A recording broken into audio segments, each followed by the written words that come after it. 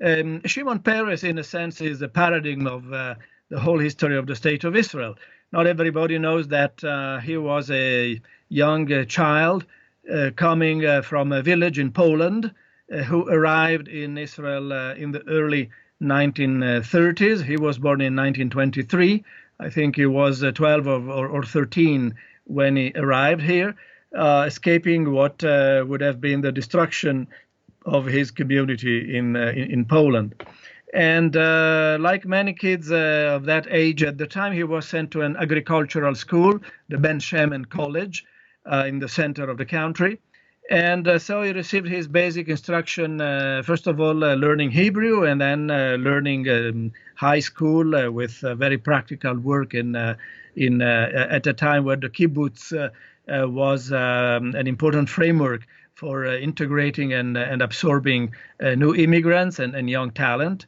And in that period, he also met for the first time a young girl who later became his wife, Sonia, and other people who also had gone to the same agricultural school, including many important figures. One of them was Yitzhak Rabin, the future prime minister and chief of staff, with whom Peres later on had a long collaboration and also rivalry, as we may comment later.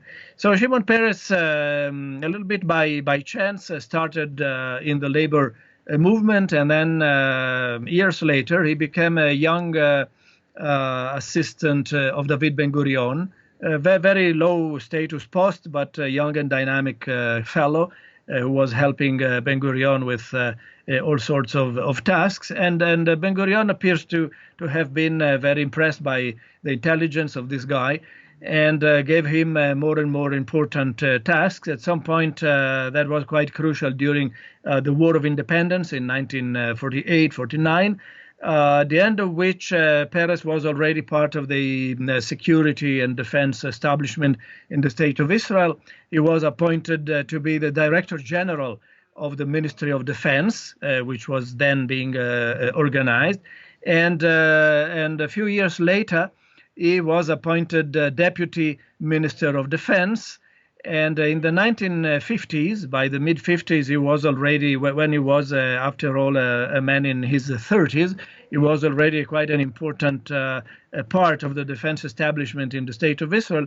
His colleague was Moshe Dayan, but while Dayan was a military and had become the chief of staff of the Israeli Defense Forces, Peres worked rather behind the scenes, and so he was in the security establishment, but was sent to missions, one of which, very crucial, was to be sent to France, where he established the links that crucially led to the establishment of the nuclear center in Dimona in the southern desert of Israel. Later on, Shimon Peres was also an important employee in securing the development of the Israeli military industry and locally and relations with the military establishment in the United States. He once says that when he was sent for the first time to New York, he did not know a single word in English. And then after 3 months, he was lecturing fluently. So apparently, Shimon Peres was quite intelligent and gifted with languages. He spoke French, and of course, he spoke Polish and Yiddish and Hebrew. And he was elected to the Israeli Knesset, continuing to be an important aide to David Ben-Gurion. To understand the political position of these persons, they were all part of the Labour Party, the Mapai, the mainstream of the Social Democrat Party. But at some point, Ben-Gurion took a more activist stance, and there was a separation between the several branches of the Social Democrats, and Peres, together with Dayan and with other persons like Teddy Kollek, later the mayor of Jerusalem, and Yitzhak Navon, later one of the presidents of the State of Israel, they founded a new party called Rafi. Rafi was a social democrat party, but more hawkish than dovish, and that was remarkable in several stages later on, especially when in the 1960s, the government of then Prime Minister Levi Eshkol had to face the crisis that preceded the Six-Day War. And at that moment, some of the generals and Peres himself and Dayan demanded to be incorporated in decision making. There was a reshuffling in the government, and Moshe Dayan became the Minister of Defense, with Peres quite prominent behind the scenes. After the Six-Day War, Peres became Minister of the Postal Service and Immigration and Transportation, but a few years later he became the Minister of Defense, later on Minister of Treasury, Minister of Foreign Affairs, and eventually Prime Minister and head of state, meaning that he has been active in Israeli elected politics since for the last 60 years, and in a quite crucial strategic position even for the 10 years that had preceded. In other words, everything that has happened in the politics and in the military in Israel has had Shimon Peres as one of the either protagonists or the actors, and this has given him, of course, a special position in the landscape of Israeli politics. But what I would like to stress also is that Peres, as I said, started from a rather militant and hawkish position in terms of the political nuances on the left side of the Israeli parliament, of course. But subsequently, he moved more to the dovish camp, and therefore he several different and quite contrasting things can be attributed to him, and I will mention two. One is that in his earlier stance when he was Minister of Defense, he was quite instrumental in the 1970s to establish some of the first settlements in the West Bank, which would be regarded today as quite a rightist position. But later on in the 1990s, he was quite instrumental in promoting the Oslo agreements with Yasser Arafat, which is rather a leftist position. And so he was there in both capacities. And from this, you can understand that people love him and hate him from both sides, depending on which specific portion of Shimon Peres' long career they choose to underline.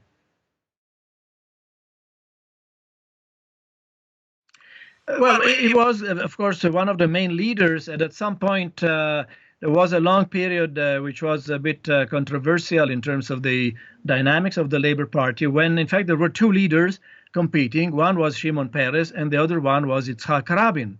And the two fought quite bitterly for many years, especially during the 1980s and the 1990s. And sometimes one prevailed and sometimes the other prevailed. It so happened that after the Labour lost power in 1977 and Begin of the Likud party won the elections, in 1981 Peres lost, and in 1984 he nearly won, but not enough to establish a government, and so he had to produce a great coalition, Peres with Yitzhak Shamir, who was Menachem Begin's successor. And so we had for 4 years a very strange coalition of Labour and Likud, the nationalist party, at the end of which in 1988 the Likud won and Peres lost. And what was quite crucial is that at that point Yitzhak Rabin substituted Peres, and in 1992 Yitzhak Rabin won the national elections. However, the well-known tragedy is that 3 years later, in 1995, Yitzhak Rabin was killed by a Jewish fanatic nationalist. And so Peres, at the end of 95 and toward the elections of 1996, was appointed the interim prime minister, and he was running as the head of the party toward the 1996 elections. And here a number of things happened. One very tragic is that Hamas started an intifada with tragic consequences, acts of terror that brought to tens of Israeli victims just before the elections. This was not very productive for the party that just had produced a peace treaty, or at least a peace agreement with the Palestinians, with the agreement at the White House, preceded by the Oslo agreements. So peace was becoming quite unpopular. And then perhaps a minor episode, which, however, could be quite crucial, is that there was a TV debate, a famous TV confrontation between Shimon Peres and the new leader of the Likud, the young politician called Benjamin Netanyahu. And that fateful evening, while Peres came to the evening with an advantage in the polls, in the surveys of about 20 or 25% over Netanyahu, at the end of the evening, he had lost all of the advantage. He was simply tragically very, very bad, and Netanyahu was very, very good. And a few weeks later, the elections were won by Netanyahu just by a handful of votes. And so Peres had lost all of the advantage that had been built up by Yitzhak Rabin and by himself during the previous period. Who knows? If Peres had prepared better to the TV debate, maybe he had won the election, and the history of the state of Israel might have been different. So he was called by some of his followers a big loser, and he was very saddened by this. I mean, it's very difficult to not to agree that that moment was quite a turning point in Israel. Peres, anyhow, was again one of the main and leading figures in Israeli politics while being in the opposition. And finally, after many ups and downs, he was elected 8 years ago as the 9th president of the State of Israel. At this point, Peres had become quite the elderly statesman figure that had gained quite a lot of support among all corners of the Israeli political spectrum. And so he really acted as the one of the sages, not so much involved in daily politics in Israel. The president is a rather symbolic figure. The real power stands in the hands of the prime minister. And so perhaps he gained, in the end, during his later years, some of the popularity he had lost previously. And certainly one thing cannot be denied. Peres has been one of the architects of the Oslo agreements and of the treaty with the Palestinians, which had generated so much hope during the 1990s. It's very unfortunate that the kind of rosy perspective at that time were not followed by a more serious peace process. And the fault, of course, is mostly on the Palestinian side, but the Israeli also have their culpabilities.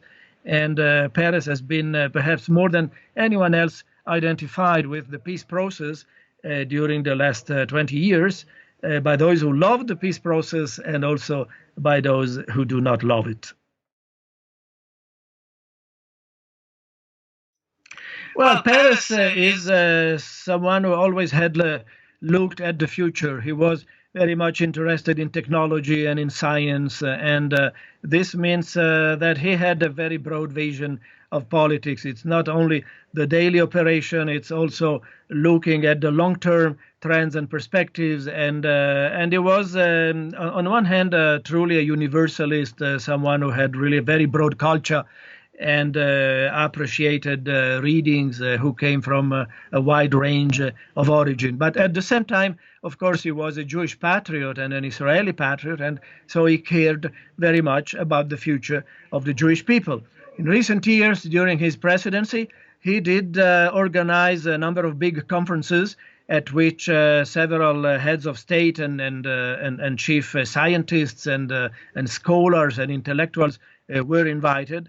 And that was a kind of a blend of Jewish and general wisdom that met under the aegis of the head of state, Shimon Peres.